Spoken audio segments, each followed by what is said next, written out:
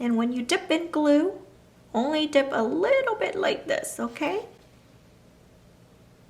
I'm gonna do it one more time. So with the bootleg tweezer, you cannot do the wiggle technique. You can only lift it up, manipulating the lashes like this, and then go behind it to pick it up.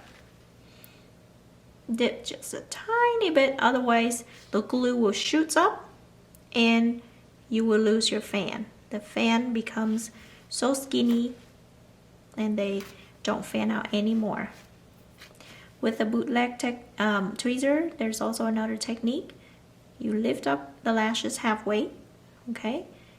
You're gonna use the tip of the tweezer and gently manipulating the very base of the lashes, like right here. You see it already came out. You're gonna go behind and pick them up and dip. Remember, just a little. One more time. Pick up halfway.